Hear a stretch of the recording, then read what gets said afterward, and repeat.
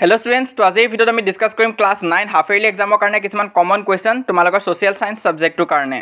তো ইয়াৰ আগত আমি ইংলিশ আৰু আসামিজৰ কোৱেশ্চন দিছো, যদি সোৱা নাই চাবাগৈ। যেহেতু ম্যাক্সিমাম ষ্টুডেন্টৰ ৰিকুৱেষ্ট আছিল যে সোশ্যাল সায়েন্সৰ ওপৰত কমন কোৱেশ্চনৰ ভিডিও লাগে, তো সেই কাৰণে এই ভিডিওটো লৈ আহিছো। তো সম্পূৰ্ণ চাবা, ডাউট থাকিলে মোক কমেন্ট বক্সত খুদিবা। বহুত কেইখন কোৱেশ্চন পেপাৰ আমি ডিসকাস কৰিম। তো প্ৰথম এখন আছে সোৱা, 6 নম্বৰ কোৱেশ্চনৰ পৰা লং কোৱেশ্চন আৰম্ভ হৈছে। Under what circumstances did captain Welsh come to Assam? Important আছে এই কোৱেশ্চনটো চাবা তোমালোকে। অসমীয়াটো দিয়া আছে, তোমালোকে কোৱালিটিটো বহাই ললে হ'ল যদি ধৰিব নোৱাৰা। কেপ্টেইন ৱেলেছে কি পৰিস্থিতিত অসমলৈ আহিছিল?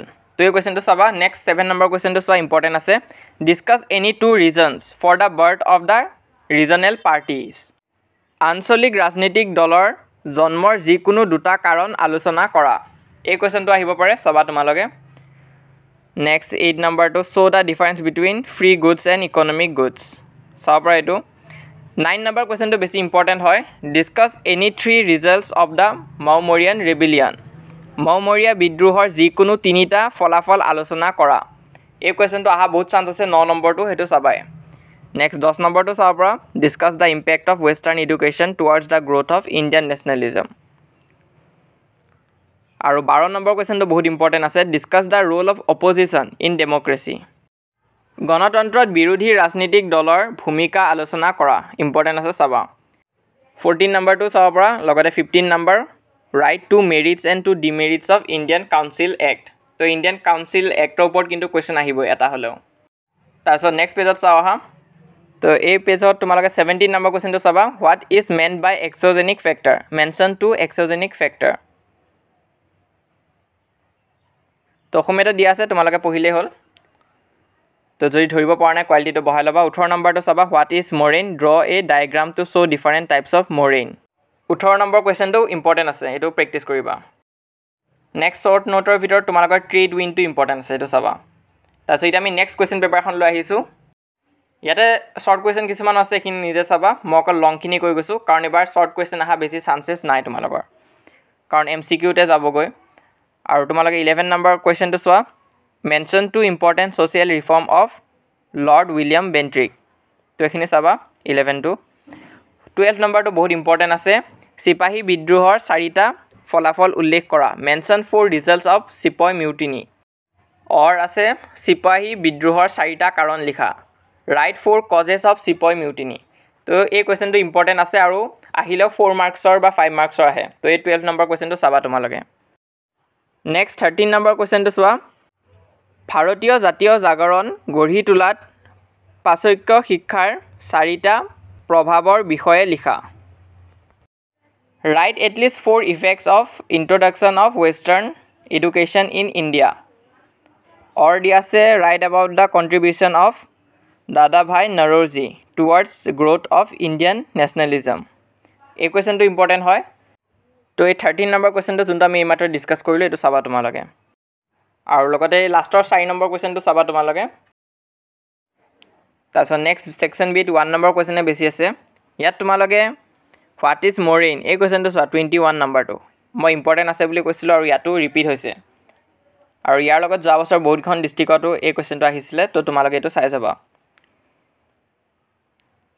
লগতে what is C bridge, land bridge, এইটো চাব পৰা। শ্বৰ্ট নোটতো সুধিব পাৰে, আৰু 1 মাৰ্কছতো আহে। তাৰপিছত লাষ্ট তোমালোকে 28 নম্বৰটো চোৱা। 27 আৰু 28 এই দুটা ইম্পৰ্টেণ্ট আছে। Who is the father of economics? সেইটো আহিব পাৰে। লগতে what is cyclone? How many types of cyclone are there? তো এইখিনি চাবা তোমালোকে। ভাৰতবৰ্ষ এখন বৈচিত্ৰ্যপূৰ্ণ দেশ বুলি কোৱা হয়।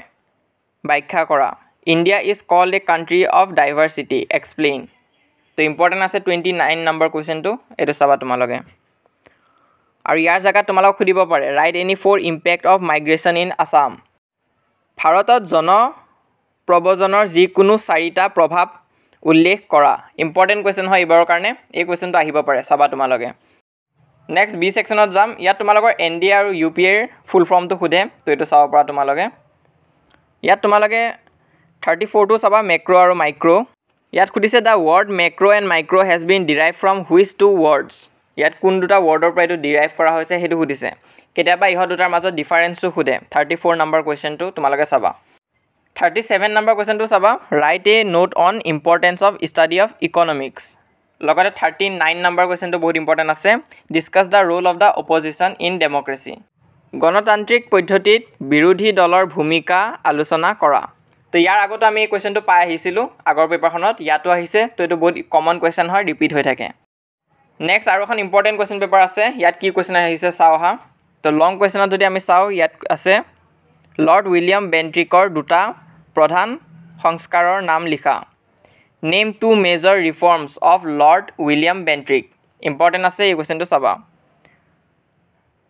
তাৰপিছত লাষ্ট কুৱেশ্যনটো বহুত ইম্পৰ্টেণ্ট আছে how did the influence of western education growth Indian nationalism তো ইয়াৰ আগত আমি পাই আহিছিলোঁ এই কুৱেশ্যনটো আকৌ ৰিপিট হৈছে আজি এই ভিডিঅ'টো ইনক্লুড কৰা তিনিখন কুৱেশ্যন পেপাৰে ইম্পৰ্টেণ্ট হয় পাৰিলে তোমালোকে গোটেইখিনি কুৱেশ্যনে চাই যাবা কিন্তু যদি সময় বহুত কম আছে তেনেহ'লে মই ইয়াৰ আগত কৈ আহিছোঁ কেইটামান ইম্পৰ্টেণ্ট কুৱেশ্যন বাছি দিছোঁ তোমালোকক সেইখিনি চাই যাবা তো ইয়াত শ্বৰ্ট নোটত কি আহিছে চাওঁ হা ইয়াত ইণ্ডিয়ান কাউন্সিল এক্টটো আকৌ ৰিপিট হৈছে তো মই কৈছিলোঁৱে তোমালোকৰ এটা কুৱেশ্যন হ'লেও ইণ্ডিয়ান কাউন্সিল এক্টৰ পৰা আহিবই লগতে তোমালোকে 15 আৰু 16 নম্বৰ কুৱেশ্যনটো ৰিপিট হৈছে চাব পৰা write the main results of Moamarian rebellion এইটো আমি পাই আহিছিলোঁ ইয়াৰ লগতে আছে write the causes of outbreak of sepoy mutiny এই কুৱেশ্যনটো আমি আগতে পাই আহিছোঁ তো ইয়াত তোমালোকে দেখা পাইছা এই কুৱেশ্যনখিনি আকৌ ৰিপিট হৈছে লগতে গ্ল'বেল ৱাৰ্মিঙৰ ওপৰতো প্ৰশ্ন আহিব পাৰে জিঅ'গ্ৰাফি পাৰ্টৰ পৰা সেইটো চাবা তো ইয়াত যদি আমি চাওঁ what is river basin 26 number কুৱেশ্যনটো এইটো চাবা ইম্পৰ্টেণ্ট আছে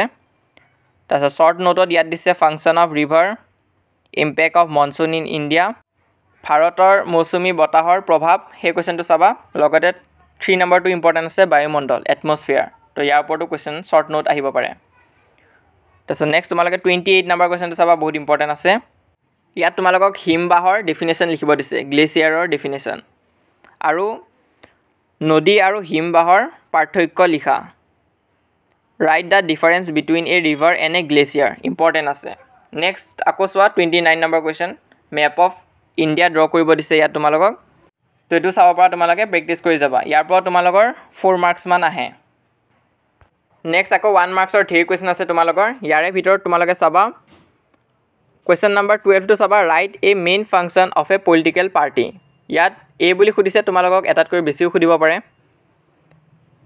তাৰপিছত 13 নম্বৰটো চাবা write two merits of coalition government মৰ্চা চৰকাৰৰ দুটা গুণ লিখা 34 নম্বৰ কুৱেশ্যনটো আকৌ ৰিপিট হৈছে তোমালোকে চাব পৰা আঞ্চলিক ৰাজনৈতিক দলৰ জন্মৰ দুটা কাৰণ লিখা write down two reason for the birth of regional political parties এই কুৱেশ্যনটো আকৌ ৰিপিট হৈছে সেইটো কাৰণে ইম্পৰ্টেণ্ট আছে বাকী 1 মাৰ্কৰখিনি নিজে চাই যাব পৰা সেইখিনি কৈ নাযাওঁ মই নেক্সট তোমালোকে চোৱা right the difference between micro' and মেক্ৰ' economics তো ইয়াৰ আগতো মই কৈছিলোঁ এই কুৱেশ্যনটো ইম্পৰ্টেণ্ট আছে বুলি তো ইয়াত আকৌ আহিছে সেইটো চাবা তোমালোকে আৰু লাষ্টত আছে which definition of economic is most acceptable and why explain তো এই কুৱেশ্যনটো তোমালোকক সুধিব পাৰে এইটো তোমালোকে চাবা আজি ভিডিঅ'টো ইমানে আছিলে ভাল লাগিলে লাইক কৰি দিবা আৰু তোমালোকে আমাৰ হোৱাটছআপ চেনেলটো যদি এতিয়ালৈ জইন কৰা নাই সোনকালে জইন কৰিবা লিংক পিন কমেণ্টত দিয়া থাকিব ইয়াৰ লগতে তোমালোকে যদি পাৰা আমাৰ ইনষ্টাগ্ৰাম পেজটো ফ'ল' কৰিবা এইটো হৈছে আমাৰ হেণ্ডেলটো চাৰ্চ কৰিলে আহি যাব তাতো আমি কুৱেশ্যন পেপাৰখিনি ফটো হিচাপে পষ্ট কৰি দিম আৰু লগতে তোমালোকে আমাৰ এই চেনেলটো ছাবস্ক্ৰাইব কৰিবা আমি তোমালোকক হাফ ইয়াৰলিৰ কাৰণে যিমান পাৰোঁ গাইড কৰি যাম